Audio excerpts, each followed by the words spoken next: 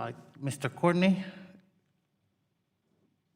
Mr. Courtney. Yes, Mr. Chairman. All right. Thank you. 5 minutes, please. Yes, thank you. I appreciate again holding this hearing, which is the question of the day, I think, for our country in many different respects. This morning, the Department of Labor reported 1.4 million new unemployment filings, which actually is the first time in 3 months that number has gone up. And just really, unfortunately, validates what the chairman of the Federal Reserve has been saying since last May, which is that the CARES Act stimulus was inadequate in terms of addressing a whole host of issues, and that the country needs more fiscal stimulus. The most efficient way to do that, to accomplish that, is to provide more funding for state and local assistance, because that, again, will circulate into the economy the quickest and will enable us to solve the problem, which we're trying to figure out here this morning, which is how to safely reopen schools. Again, I think it's clear both sides can stipulate to the fact that opening up schools is highly beneficial, and it's a goal we all share. The question is, how do we do it safely?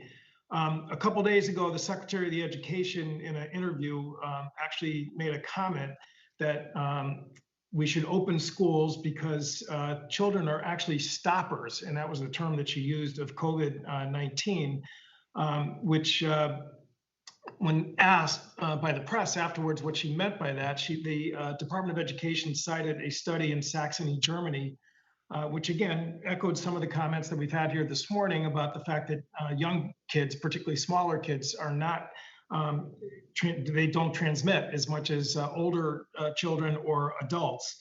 But the researchers, when they were interviewed after the secretary made her comment, were careful to point out that their results depict a situation with low infection rates after the initial transmission peak is under control.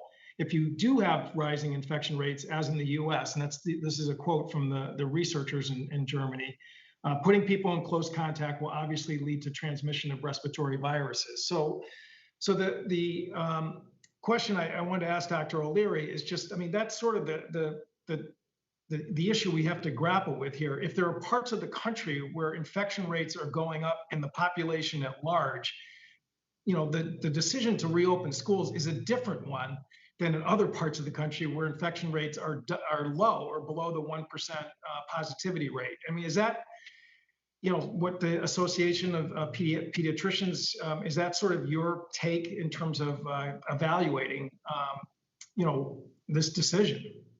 That is absolutely correct. It varies depending on what's going on. And I think, there's a lot of discussion of other countries, but what is rarely mentioned is that the situation in all of these other countries where they've attempted to reopen schools is vastly different than what we're seeing in most parts of the US. And so, yes, it's important to draw lessons from what they're doing in other countries, but we can't simply say, oh, look, they did it, and so we can too. You really have to base it on the local epidemiology.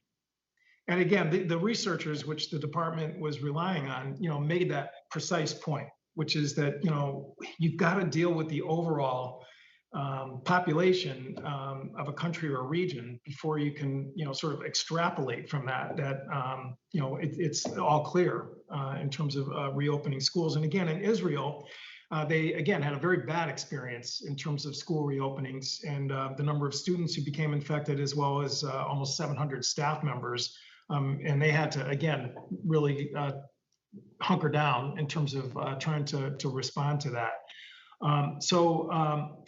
Again, the Washington Post, did an analysis of the secretary's statement. They, again, interviewed the researchers as well as other resources and did their Pinocchio test, which gave the secretary 4 Pinocchios for her comments. And Mr. Chairman, I'd like to enter that story into the record. And again, the notion that we all want schools to reopen, but let's really get a shared baseline of science. Without objection,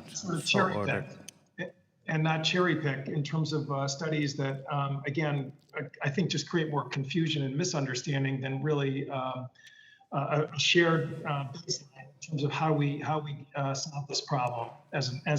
With that, I yield back. Thank you, Mr. Courtney. Ms. Bonamici. Ms. Bonamici. Thank you, Mr. Okay. Yes, I'm here. Can you hear me? Yes. Yeah, thank you.